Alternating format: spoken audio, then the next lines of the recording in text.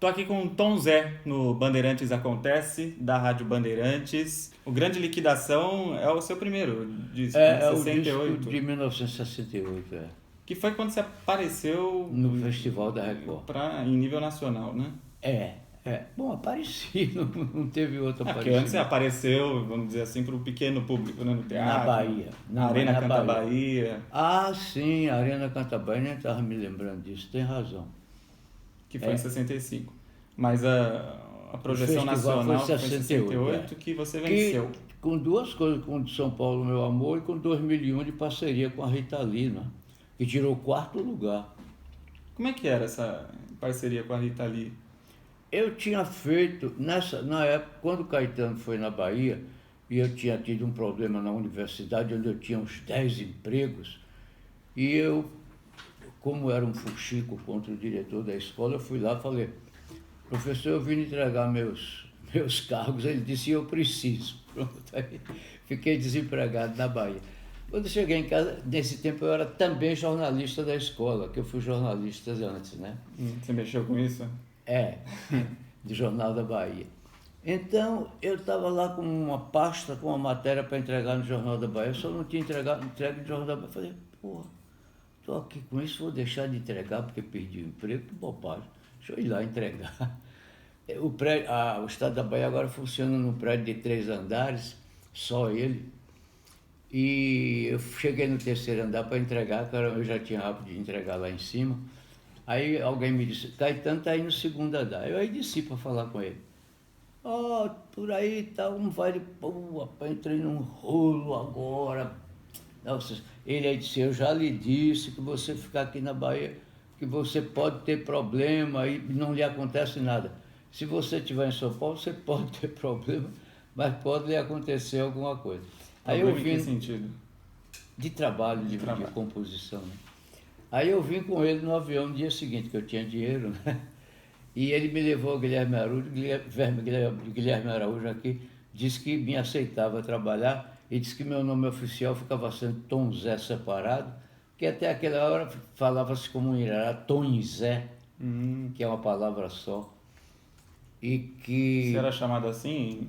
Irará, Tom Zé. Tom Zé. E pelos amigos, pela família e pelos amigos. E aí chegando aqui... E quando eu cantei na televisão antes lá, eu cantei com o nome de Antônio José. Seríssimo, né? Bom, Mas aí chegando na Rita Lee, então, em 68? Não. Aí me disseram, você vai gravar? Eu falei, eu estou há 4 anos na escola de música, inclusive como bolsista, e nunca mais fiz uma música popular. Então, aí disse, bom, então faça. Aí, como o Caetano passa a noite acordado, e eu durmo de noite, eu saía da casa dele umas 8 horas para ir para casa dormir. E aí, de noite, às vezes eu ainda trabalhava, e de manhã eu trabalhava em música, que ele acorda meio-dia. E meio-dia, de vez em quando, eu levava uma música pronta. No dia que eu levei 2001, eu levei com música, cantei. Aí nós comemoramos uma liga, eu falei, mas essa música não presta. Como não presta essa música, eu não vou cantar essa música com essa letra, com essa música, de jeito nenhum. Aí, um dia eu e Caetano tentamos fazer, não conseguimos no apartamento dele. Depois eu não sabia nem que Guilherme Araújo tinha dado para Rita Lee. E um dia Guilherme, alguns dias depois, jogou uma fita assim, escrito 2001, não era o nome era Astronauta Libertado. Eu falei, música minha 2001, vá ouvir. Aí eu vi aquela coisa sensacional que a Rita fez, porque realmente... Ela colocou outra letra? Não, ela colocou outra música. Outra música. Eu nem sabia que tinha música, graças a Deus, porque ela não teve problema de se preocupar.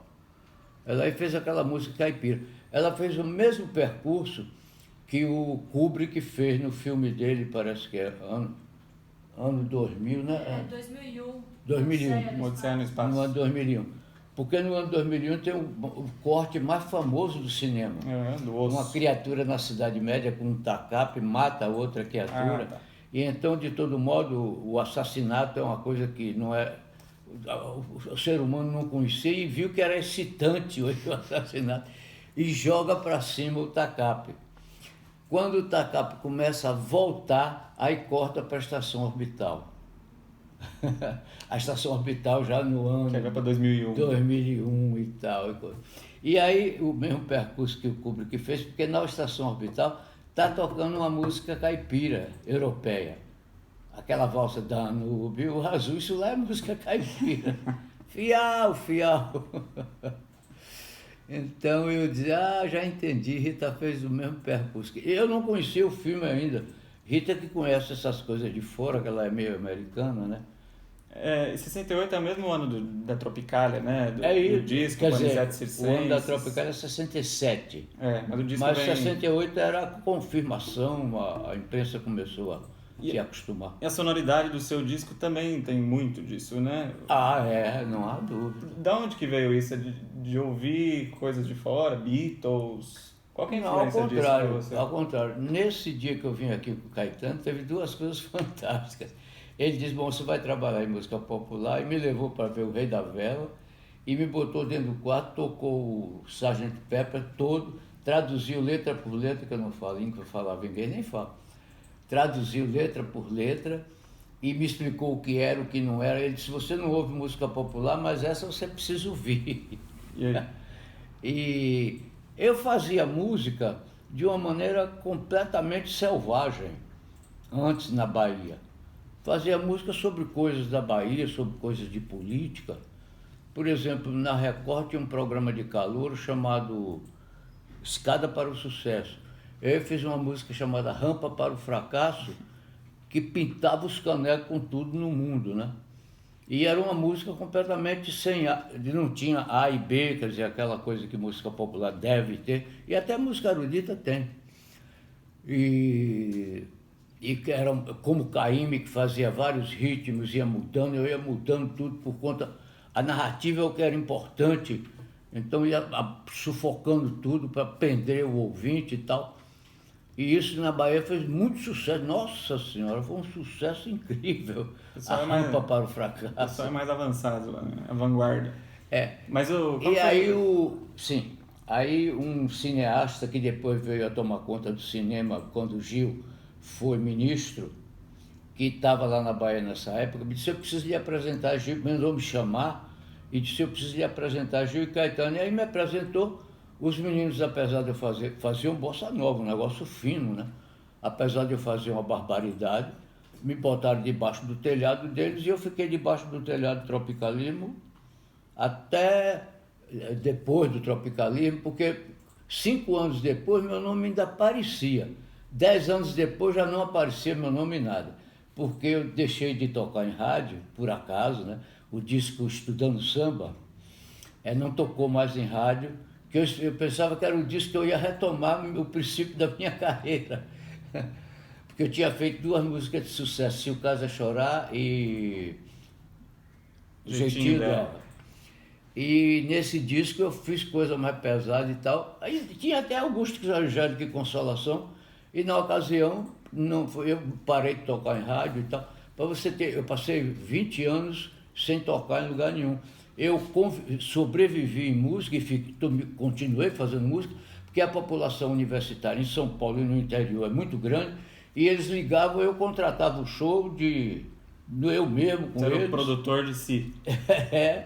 E aí ia lá, o som era, cada um trazia um aparelho. Mas falando sobre a sonoridade do disco ainda, guitarras e tal, você curtia isso? O disco tinha a mesma coisa que eu fazia na Bahia, né? Ah, você já usava isso? Já. E você falou que o Caetano... Caetano... guitarra eu não usava. Não? E isso veio de onde? Do Caetano? Guitarra eu comecei a usar porque os meninos estavam usando. Uma influência ali direta. Qual que foi o impacto de ouvir os Beatles? Essa audição aí que o Caetano fez com você? Não me pergunte isso, não lembro. Com vergonha. Me lembro. Fala que odiou, pode falar. Primeiro eu estava tão grato com o carinho de Caetano que aquilo era maior do que os Beatles. O cara perdeu seu tempo, me botaram num quarto fechado, tocar os Beatles, traduzir música por música, me explicar o que era, o que não era, o que estava dizendo o que, sobre o que ele estava falando, o Lennon estava falando, e com as músicas do McCartney, que são ainda muito melhores, né? E E então, depois confessei a Caetano que eu saí dali e me esqueci imediatamente.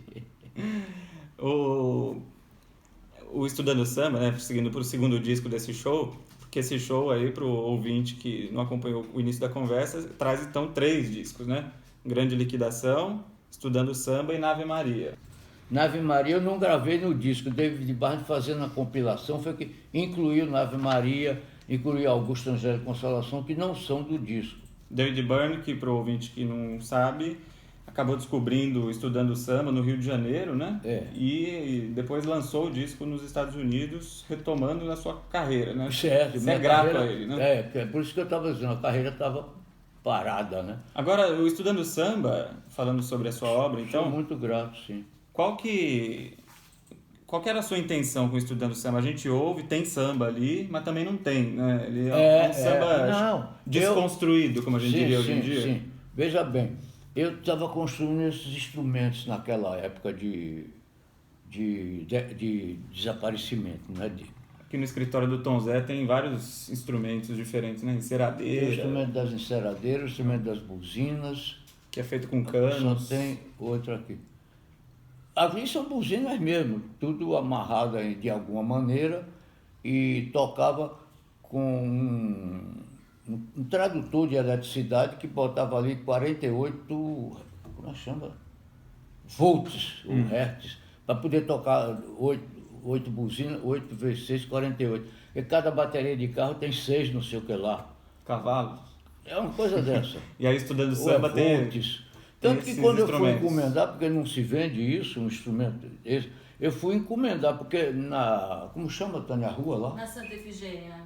Na rua Santa Efigênia, pode não ter uma estação orbital, mas se você souber fazer, você pode encomendar os aparelhos que não tem lá. As peças tem, né? É só já montar. Tem a metade você pode encomendar. Então eu cheguei numa loja e encomendei um negócio de 48 volts, se não me engano é volt a palavra. E eles disseram assim, para que você quer isso? Aqui, quem me encomendou um negócio desse foi a Globo, que encomendou um de 50. Aí eu falei, não, é para tocar 9 buzinas. Simplesinho. E aí Estudando Samba tem... Não, Estudando Samba não teve, porque quando nós gravamos Estudando Samba, nós íamos botar esses instrumentos depois. E acabou não botando depois do disco pronto, disseram, o que é que vai botar mais aí, tal e tal e tal. Só botou uma máquina de escrever lá, um trechinho. Puxando assim. E em 84 aconteceu a mesma coisa. Depois da gente gravar o som, esse universo era para ter essas coisas dentro. Todas aquelas músicas tinham essas coisas dentro. Aí, o estúdio naquele tempo era de 8 canais, foi o estúdio do 3 do Rio, que Cesare Benvenuti tinha construído, e por causa disso a gente gravou de graça lá, que eu não tinha um tostão para nada. E aí todo mundo é uma maravilha para quem mexer nisso. Teve um produtor de música, de gravadora, me esqueço o nome dele, que ingratidão. Ele falou, vamos fazer isso direito. Aí levou para um estúdio de 20 e tantos canais para ele botar mais coisas, e o que estava em teclado ele botar às vezes em metais, isso, aquilo e aquilo outro. Aí quando ele começou, ele chegou a botar em Nave Maria uma introdução que era uma nave interplanetária levantando o voo. Eu depois, na hora que David Byrne pediu a música, eu tirei isso, esse levantar voo. E a música impressionou a eles. Eu acho que aí eles começaram a dizer, mas esse cara fez essa música, não é possível que esse cara só fez essa música, quem faz uma música... E aí foram achar o disco, eu acho que foi depois disso, o disco de 68. E o Estudando Samba, você queria fazer uma pesquisa sobre as músicas, experimentação? Não, eu queria Você faz com A Felicidade, por exemplo, do Tom Jobim, né? Sim, tudo ali era para entrar essas coisas. E nós começamos gravando primeiro, faz a música e depois a gente bota o instrumento, tá legal. Quando acabou a música, disseram, por que vai botar aí? Pelo amor de Deus, não invento mais coisa e tal. Como tudo estava bom realmente, os arranjos. E aí quando eu estava no meio do disco, eu descobri que só tinha samba. Aí falei, bom, tem sambas tão diferentes, cada um com uma tentativa, um approach diferente, que aí falei, vou botar Entortando o Samba. Mas Entortando o Samba, em música popular, é muito pretensioso. Em música erudita, estudando, é mais pretensioso. Mas em música popular, estudando não quer dizer nada. Eu aí preferi estudando som para sair mais humilde. Mas eu fiz uma armadilha. David Byrne caiu na armadilha. Foi a capa. Ele conta que ele conta, eu fiz uma armadilha, eu comprei a capa, eu comprei a corda de arame farpado, que eu não ia pedir isso a Continental, que daqui a pouco vinha errado. Fui lá na casa, comprei, levei para o lugar que fazia a capa com o rapaz, espalhei no chão, falei, como é que a gente vai botar isso na capa, como não é? Eu falei, vamos fazer um rodapé, como está lá na capa. E aí David Byrne, aí eu fiz, para poder chamar a atenção disso embaixo, eu não botei fotografia minha, não botei nada na capa, queria só Tom Zé e samba, estudando samba, porque ele se entende em qualquer língua, né? Pelo menos em inglês se entende. Aí David Byrne olhou na casa, ele aí contou que ele caiu na armadilha. Ele olhou porque eu já ia para Irará, já ia largar a música. Você estava convencido. É que não tinha mais lugar, porque esse disco ficou aqui, ninguém disse uma palavra sobre ele. Aliás, estudando samba, aqui no Brasil, ninguém disse uma palavra sobre ele. o Elton Medeiros, né, no encarte, Sim. escreve o seguinte: e por aí vai indo o Tom Zé, certo do seu trabalho certo, mas não muito certo de sua aceitação, a ponto de num desabafo, a meu ver precipitado, ter me dito que se este LP não circulasse, teria que abandonar o lado de pesquisa de seu trabalho. Eu já estava abandonando. Você já estava prevendo? Que lado de pesquisa? Eu estava abandonando música mesmo. Mas eu já tinha isso emprego antes, em Irará. Isso antes dele não ser aceito. Você já estava meio que antevendo. Sim, já, e não foi aceito. Aliás, a Bandeirantes, deixa eu lhe contar uma coisa, tocou justamente a música do Jobim. A Felicidade. A Felicidade que eu gravei. Que você gravou em 3, A né? Bandeirantes tocou normalmente durante um mês ou dois. Na verdade, como é que chama? Composto. É compasso composto, é 2/6, como é? 6/8. Não sei mais, 6/8, não sei mais nem música. Corroita vai te... Corroita vai se aborrecer. E era 6/8, e 6/8 é um compasso binário. É claro que é dois compassos, pequenas subdivisões ternárias. E a pessoa ouvindo, ainda mais um samba passado por aqui, ele ficou parecendo um samba valsado, né? Que é mais um desses sambas tortos, né? O samba fica bem entortado. E eu quis fazer a armadilha, botar só o nome da pessoa estudando samba e embaixo a corda. Eu falei, eu vou jogar uma garrafa no Oceano Pacífico, para ver se alguém me salva. E dito e feito, David Byrne descreveu isso até na contracapa do disco americano, não sabendo que é armadilha, porque eu não cheguei a falar isso com ele, que a gente conversou bastante. Ele disse que chegou e viu um disco samba estudando, que é a mesma palavra em inglês, né? Studying. Studying. Aí ele viu a corda, falou, corda de arame farpado? Como é que pode? Aí pegou, botou na sacola, nem ouviu. Chegou nos Estados Unidos, ouviu, ele conta que tomou um susto, ligou para o Duncan, o que tinha a banda Ambitious Lovers, que naquele tempo. Não é o Arthur? Arthur Lindsay? Arthur Lindsay. E aí o Arthur Lindsay ficou a ele, que era um cara que fez o tropicalismo, mas ficou meio de fora e saiu. Agora dizem que eu não saí, que eu fiquei fazendo coisa mais sofisticada. A biografia dizia sobre a biografia italiana. E nos Estados Unidos diziam muito isso. E não é verdade? Não, eu não sei o que é verdade nem o que é mentira.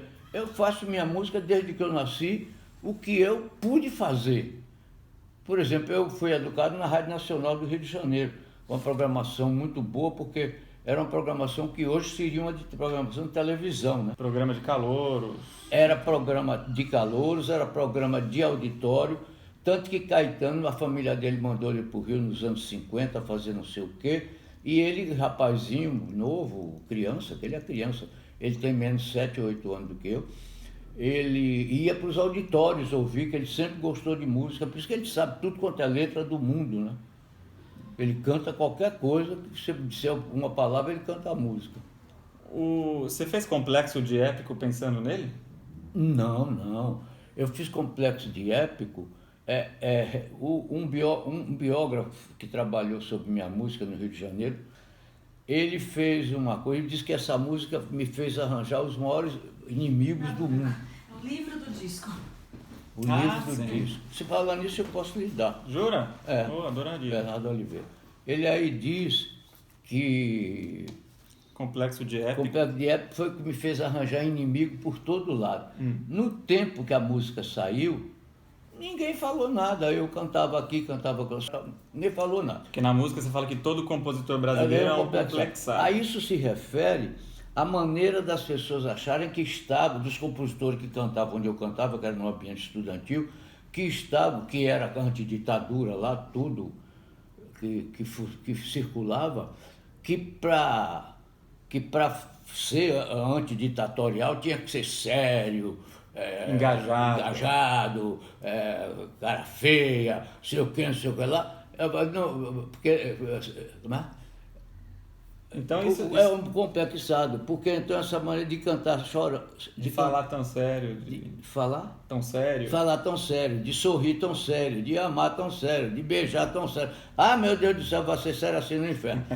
Então cabe menos pro Caetano Veloso do que para outros. Não, absolutamente não tem nada a ver com o Caetano. Tem mais a ver com o Vandré. Tem a ver com todos os engajados, com engajamento.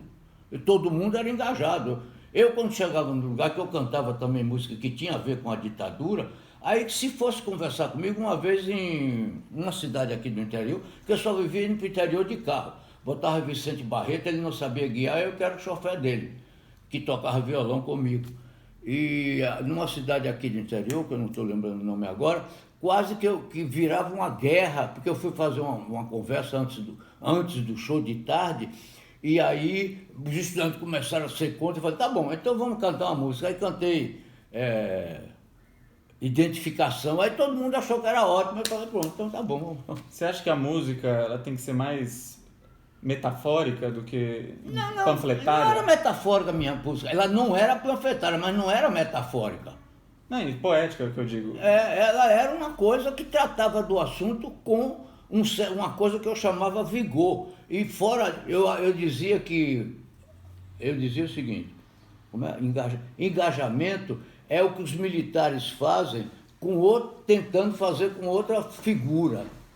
É a mesma coisa que eles fazem, eles são engajados, a gente está querendo ser iguais a eles. Eu não fico igual aos militares. São dois lados da mesma moeda. Dois lados da mesma moeda. Eu dizia que engajamento era isso. E Você chegou a atuar nos CPCs, né? No CPC. na Bahia, E era do Partido Comunista. eu era do partido e eu ganhava do próprio partido, porque eu não tinha maneira de sobreviver. E como eu ia voltar para Iará, porque teve um problema lá com o que eu ganhava e o que eu estava vivendo, aí o Nemésio Salles, que era ex-diretor do partido, secretário-geral do partido, falou, não, você vai ficar. Aí de noite, quando eu fui para o CPC, tinha 30 mil reais lá, que foi o que eu ganhei durante o tempo. Depois, quando eu entrei na escola de música, que fiz o vestibular não era a escola de música fazia seu próprio vestibular, que não era pelo currículo do Ministério da Educação. Porque Correuter disse que não iria para lá fazer Ministério da Educação, que era uma coisa ridícula. Aí o reitor disse, você veio fazer o que quiser. A escola não era oficial, o diploma não valia nada, e todo mundo queria os alunos de lá, quando se formavam. Mas isso eu trouxe por causa... Do Partido Comunista. Ah, sim. E quando em 64 entrou a ditadura, o CPC dançou. Eu aí fui aí o diretor da escola, você está falando que vai embora para o seu escola? Eu falei, estou. Porque não tenho jeito de sobreviver. Aí ele disse, se eu lhe desse uma bolsa, rapaz, eu tomei um susto, eu pensava que uma bolsa na escola de música era para um aluno, eu não era nada. Na Universidade Federal da Bahia. Né? Eu estudava como pré-estudante da escola. A escola fazia isso para caçar almas, não estava caçando conhecedores, você não precisava nem saber música, bastava ser uma alma rebelde que eles queriam você. Os estudantes de música da velha Escola de Música da Bahia, a Escola de Música da Bahia, o livro começava assim, a música é a expressão dos sentimentos através dos sons. Um dia, Correuter entrou para dar uma aula que ele dava para o universo todo da escola e eu também então ia. Uma aula, aí jogou os livros em cima da mesa, que ele era meio personagem de Conrad, um cara meio estranho, meio malucão. Jogou os livros em cima da mesa e disse, Música não é a expressão de sentimento através de som. Eu tomei um susto, filha da puta, né? Eu tomei um... Olhei para ele assim, ele olhou para mim, deve ter marcado. Esse está curioso, esse pode servir para alguma coisa. Porque quando eu fui fazer o vestibular, eu era bom em teoria. Mas a parte que ditava a música, a parte que escrevia a música, eu era uma nulidade, estava começando a aprender ali. E os outros já tinham estudado aqui e acolá.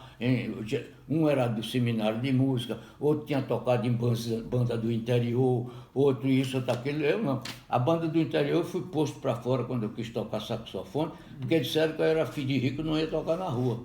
Então o diretor da banda me botou para fora. Filho de rico. É verdade que essa família ganhou na loteria? Não, meu pai ganhou na loteria, por isso pôde se casar com a filha de seu Pompílio Santana, que era uma moça que precisava ter algum pedestal, algum feedback para casar com ela. Mas isso foi o que manteve a família? Sim, meu pai com esse dinheiro lutou e labutou até morrer e educou os 2 filhos que ele tinha no primeiro casamento, que a mulher dele morreu numa espinha, que antigamente não tinha penicilina, a espinha inflamou, a mulher morreu. Nossa. Foi mais louco.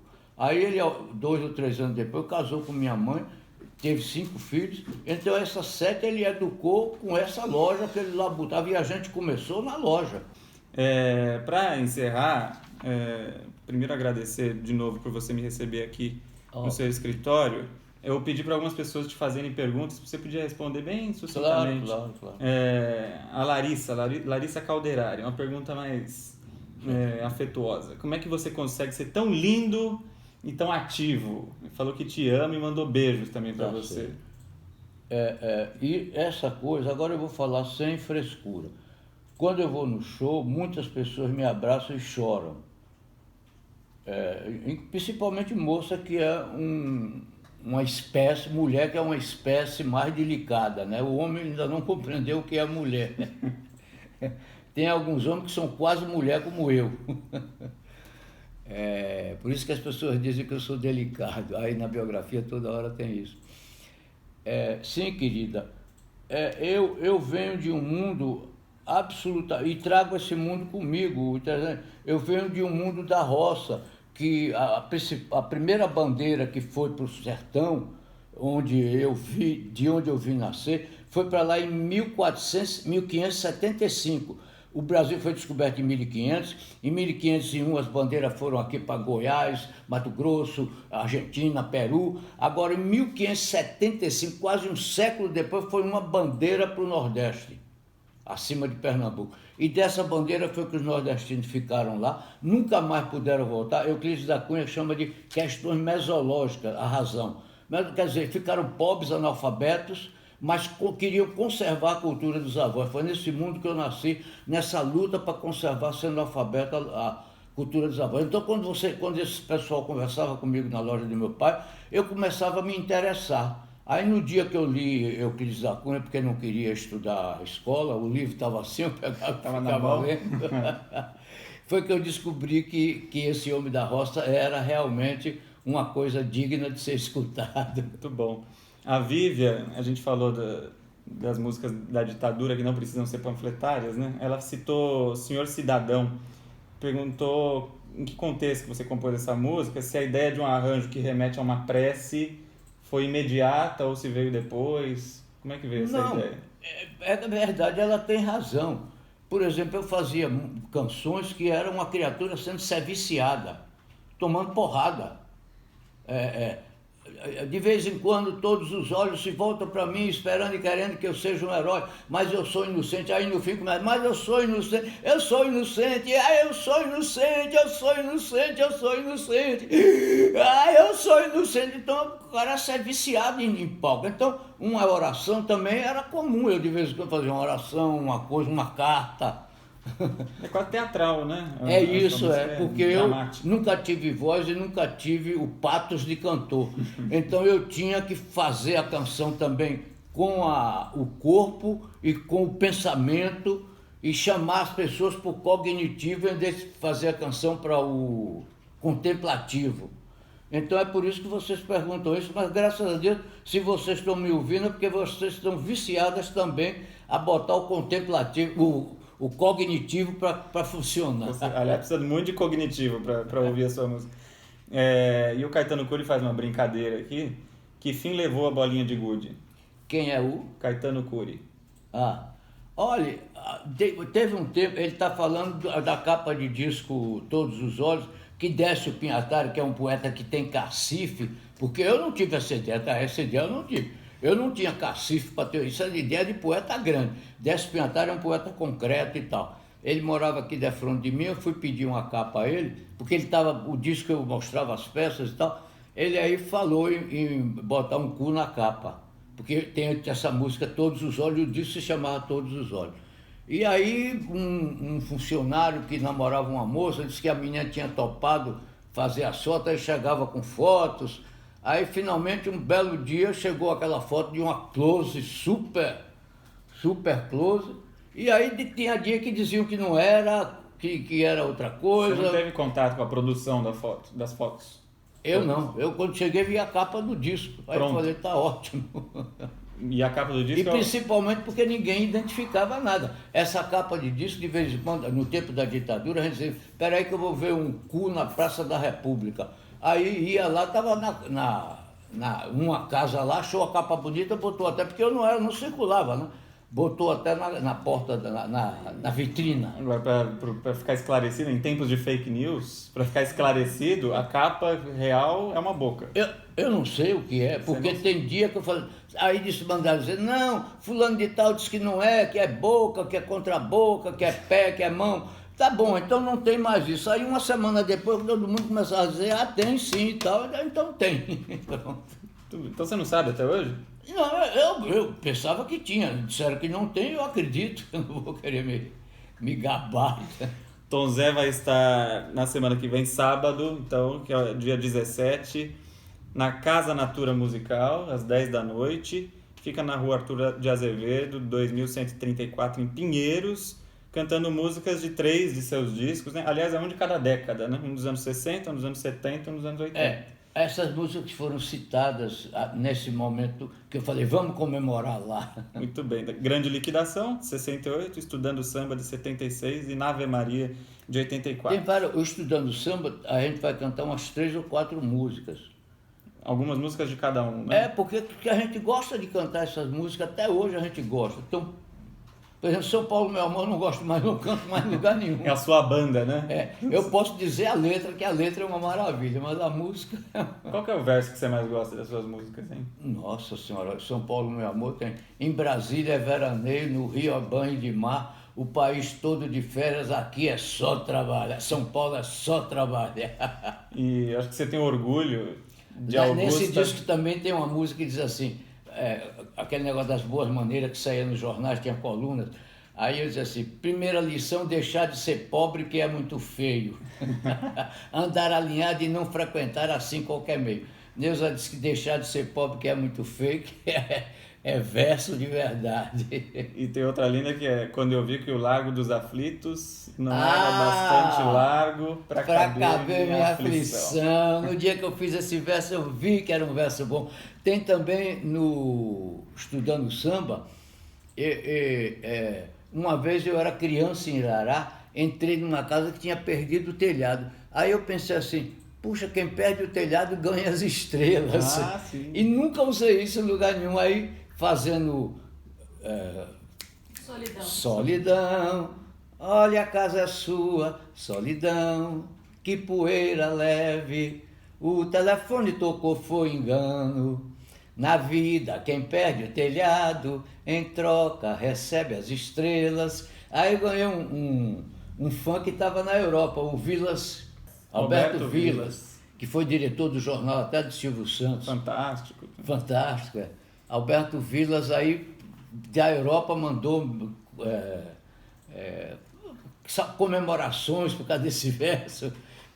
A Larissa, já vou encerrar a entrevista, Júlio, perguntou da sua vitalidade e tal, né? Como é que você se mantém? Sim. Você continua aqui cuidando do jardim, do seu prédio? Cuidando do jardim? Sim, a vitalidade é principalmente porque eu era criança e chegou um sargento do Rio de Janeiro, sargento do Exército. Aí Aguinaldo, um amigo meu que era 8 anos mais velho do que eu, Ele disse assim, Aguinaldo, você precisa perder essa barriga, todo dia de manhã você faz isso, aquele negócio de botar a mão nos pés. Aí no outro dia de manhã eu comecei a botar a mão nos pés e comecei a fazer ginástica, descobri Alongamento. um livro de yoga, comecei a fazer, depois, hoje aqui eu faço duas coisas, faço tai chi 3 vezes por semana e faço trabalho aquático com uma professora aquaterapeuta 2 vezes por semana, tenho 2 aulas duplas. E a jardinagem? A jardinagem eu continuo, mas aí a dona, a síndica agora me expulsou. Por quê? Ficou com ciúme, qualquer coisa, não sei, não vou perguntar a ela. Tirou todas as árvores que eu plantei, e aí eu e o Chico viajou agora, a gente até pode. Como encheu de árvore grande o prédio, aí sem sol não nasce nem grama. Quanto mais, rosa precisa de 8 horas de sol por dia e tal. Então, nós estamos plantando trepadeira para subir nas árvores. Então você ainda está manuseando o jardim. Mas isso não gasta grande esforço físico, não. 1 hora dentro d'água é fé. Mas é uma terapia, né? É preciso ter terapia. Muito bom. Então, Zé, obrigado, viu? Foi um prazer. Querido, obrigado a você. Isso não é entrevista, isso é um fuxico. Os dois. Bom show. Obrigado.